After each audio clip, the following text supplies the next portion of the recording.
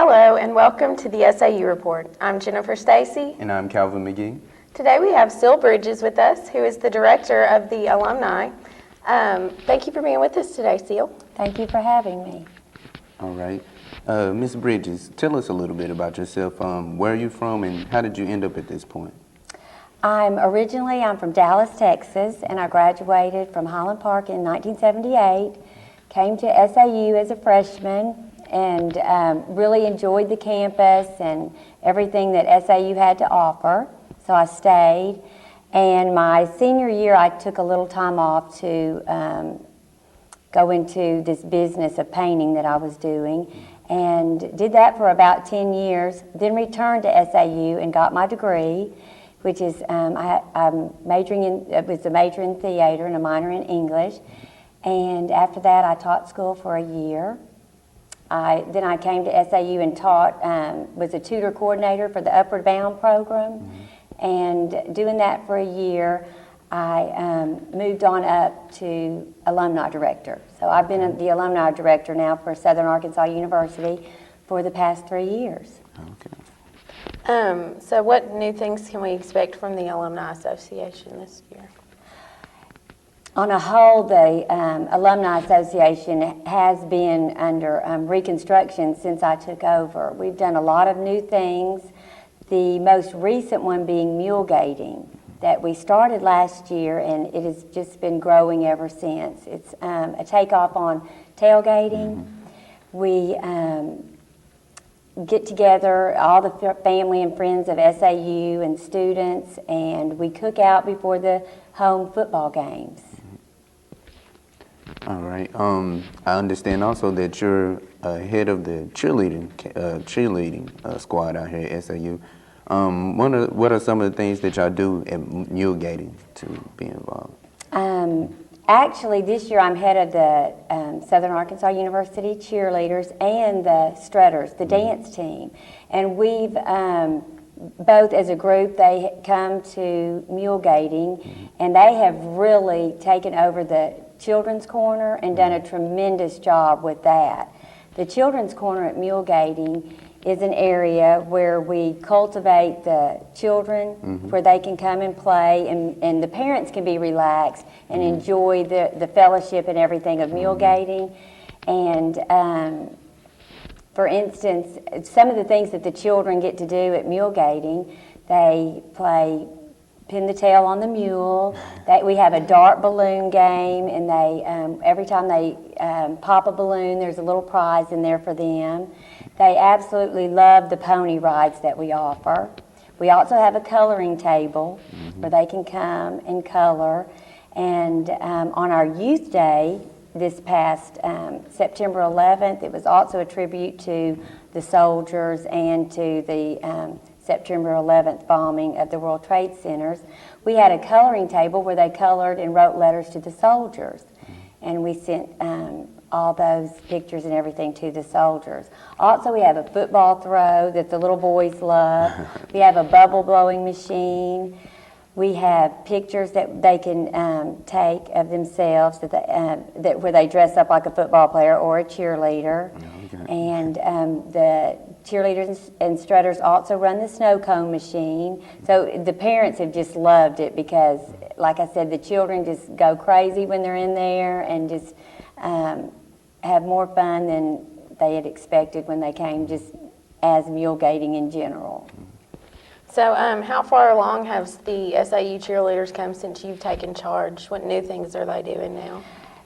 When I took over the SAU cheerleaders, they're just a wonderful group of girls. And each year we have different girls join the team because there is a tryout. And this year we are really excited because we have 8 new stunners, and those are male stunners. So the cheerleaders have really gotten to experience a lot of growth, and as far as their gymnastics ability and everything, because the stunners really help building pyramids and doing just partner stunts in general. In fact, I've seen so much growth with them and have had so much feedback from the people that have attended the football games and everything, that we are going to a competition. Okay. So we're really hoping to put the SAU cheerleaders on the map this year. They also, during mule gating, the cheerleaders, they perform at the pep rally and really get the crowd involved and excited for the game. And the strutters that I took over this year, we are redoing everything with them, and they are just a fantastic group of girls. They are really focused and are really concentrating on building the dance program. They are performing at halftime. They work really hard. They also are learning brand new dances for each pep rally. They're involved in the pep rally as much as the cheerleaders are, and they really add to the excitement and dancing. And so each home game, you can see them do a dance at halftime to really show the talent that they have. So we are really put a lot of energy into that and hoping that it pays off. It does recruit a lot of people from all different areas, and the SAU, the cheerleaders have grown from a squad of between 8 to 10 to now 22. And so the strutters are at 13, and we've also had a lot of people inquiring about how you try out for the strutters and what's required of you. So the more that visible that each team becomes on campus, the more it adds to our program. So where you were talking about the cheerleaders go into a competition, do you know exactly where that's going to be held? So maybe some of the cheerleader fans can go out and watch them and support our cheerleaders? Well, that is so great. We're going to try the UCA or NCA. There's one in Shreveport that is at the start of the December the 4th, actually, that we may get our feet wet with that competition. So if everything works out and it comes through, we will definitely let the campus know so that they can make the drive to Shreveport and support the team. What role do you play in the cheerleader success as far as halftime and them going to competition? Like, what role do you play in that? I like to facilitate the cheerleaders and the strutters, as a matter of fact. I feel like when you're on the college level, you've already had the techniques and everything that you need and the learning ability, the coaching that you've had in high school. And when you get to the college level, like I said, I feel like my best attribute that I can do for both the cheerleading squad and the strutters is to facilitate and just make sure that the personalities aren't clashing and making sure that they have respect for who their captain is and that things are running smooth and that they have everything organized and ready for their performances. So would you compare a cheerleading squad to something like maybe a basketball squad or a football squad or something to that effect? Definitely. Like I said, we're dealing with a lot of personalities. And also, I feel like as a cheerleader coach and strutters coach, that I need to be preparing these girls and the stunners for their position out in life once they graduate. There are all kinds of life lessons to be learned as far as how you get along with your teammates and everything is a representation of how well you're going to succeed in the workforce. So those are the areas that I try to target as far as helping them become better adults. You also commented on having guys now. What did they have to do in the tryouts in order for them to make the squad? This year, we did not have such a rigorous tryout. Actually, we had one male cheerleader tryout. The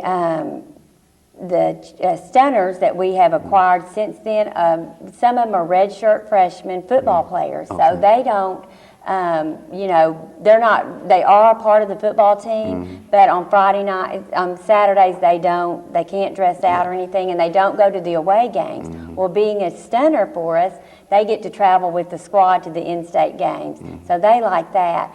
I think male stunners have really helped, like I said, with the growth of the team because they hold down some of the daily squabbling among the cheerleaders and everything because they see it from a male point of view. So a lot of that has subsided, and they are there. They like to work. They like to get their jobs done, and the cheerleaders this year really look up to them. So, back to the alumni, do they take trips or anything during the year? Or do they have any type of reunions during the year for the, like, 10-year reunions or 20-year reunions? We do have reunions that we plan. In fact, in November 20th is basketball. The basketball team will be traveling to Little Rock. They play UALR, and I'm working right now with Josh Key, who is in the foundation department. We're planning a get-together for all alumni to meet, like at the Autel Arena, and hopefully the trolleys will be available, and we want to take the trolleys to a restaurant and have, meet, visit, see each other, and then trolley back to Autel Arena for the basketball game. So we went on a cruise this past summer. We went to Cozumel and Playa del Carmen as an alumni bunch from SAU and had a really exciting time. So, what are some of the future plans y'all have for the Alumni Association? Well, like I said, in the near future, we're going to Little Rock. We're working on what we're going to call Molly Gras, and that's going to be in Shreveport during Mardi Gras. And we're looking at some places to go to hear singers sing and then all join up and see the parade in September. We're working on a trip, alumni trips, and hopefully a ski trip for the year for fall of 2005. And there are just so many get-togethers in the towns that we're just going to kind of call it, we're hitting the road, and we're going to stop and visit the different towns and join up with all the alumni and see what everybody's been doing. Speaking of alumni, they're also involved in homecoming, which is coming up very soon. Could you tell us some of the things the alumni and the cheerleading squad would be involved in at homecoming? Yes. Friday night, actually homecoming is October the 23rd this year, and that's a Saturday. That's the homecoming game and everything. Our week starts off on that Monday. In fact, we have the homecoming pep rally that the strutters and the cheerleaders will participate in. And during the week, I know the strutters are going to help with the road painting. And then on Friday night, we have what was called our Distinguished Alumni Dinner, and that's where we honor alumni that we feel have gone above and beyond in their areas since they've graduated. And this year we have 5 award recipients. Toby Stevens is our young alum, and he graduated in '98 with political science. Toby has gone on to do many exciting things in Washington. He was working with Mike Ross, and I understand that he's recently left there to pursue something bigger, which is basically running the governor of Tennessee's campaign. It's a female that's running for governor, and Toby is really in charge of all of that. So we were really impressed with him. We've got our distinguished alumni is Marcus McDonald, and Marcus was here, I believe Marcus graduated in 1981, and he was a really good basketball player here. His major was mass communication, and he has been a photojournalist for Channel 7 in Little Rock, and he's been has won numerous awards for his work in photojournalism. And I know KATV Channel 7 is very proud of him. We've got also another one of our distinguished alumni is Dr. Justin Morris. He actually went here in around 1958. He did not graduate, but he went on to pursue just an incredible awards and everything in the food industry. He is director of the Institute Food and Science up at the University of Little Rock, and he did groundbreaking research in the vineyard business. So we wanted to recognize him. Our Golden Riders are Dr. David Rainey, who was here in the 30s, around 34 to 36, and he has won numerous awards in the florist business. He has had articles published in very prestigious florist magazines, and also one of his floral arrangements was on the cover of one of the most prestigious floral magazines that of today. And then, last but not least, is Dr. Ralph Ross, who is a permanent fixture on this campus. He has been at every athletic event practically for the last 35 years. We call him the gatekeeper. He was here in the 40s, and so he has been a visible supporter of this college for a very long time. He's completed an endowment through the foundation department, and so, and with his gatekeeping, he's just, everybody knows Dr. Ross that has been to any athletic event here. So we're really proud of the award recipients this year. What are some of the responsibilities of being a cheerleader instructor, being the Strutters instructor, being the alumni director? I mean, how do you fit it all in? Because I know the Strutters and the cheerleaders practice just about every day. They do. I work on a really tight schedule. I have to really organize my time management skills. And I really concentrate on alumni and taking care of everything that I have to take care of in the morning and up through about 2 o'clock. Then I concentrate on cleaning my office and organizing things. And then from 3 to 5, I'm out there with the Strutters and the cheerleaders. And we just have our little team meetings. We discuss what needs to be done, what we need to take care of for that week, and then we just focus and concentrate and go about that. Like right now we're in football season, and we're soon to be in basketball season very soon. What type of transition is it from football to basketball and so on and so forth? Well,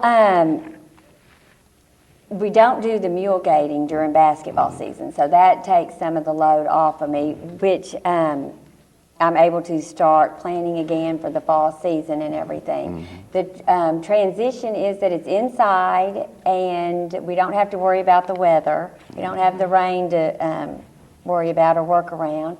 The Strutters and cheerleaders this year are going to be really visible during the halftime performances. I know the Strutters have worked really hard and they'll be doing their dances that they did at the pep rally during mule gating during the halftime performances too, because not everybody sees the pep rally that will be seeing the halftime performances at the basketball game. So it's a nice transition. By the time basketball season starts, I think I can speak for everybody that, you know, we're ready for the basketball season and what all it has to offer. Okay.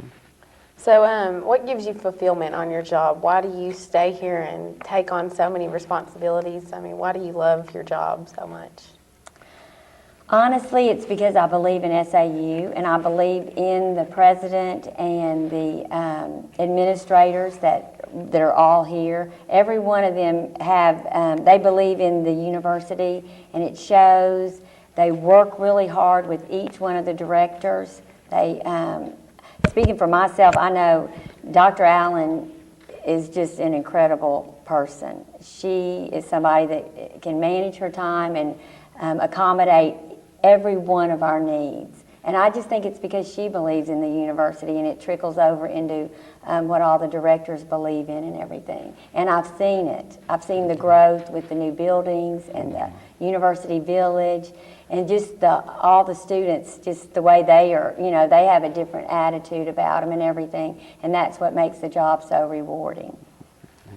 With Family Day coming up very soon, how are the cheerleaders and everybody that you direct, how are they involved in that?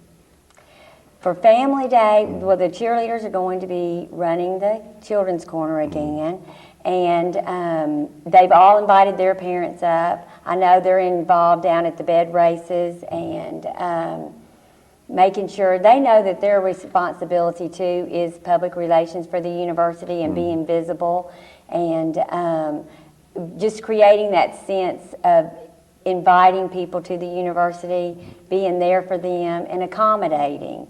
And so I believe we have everything in place to be accommodating this weekend. Okay. What goals do you have set out for your personal self for this year with cheerleading and the Strutters and everything?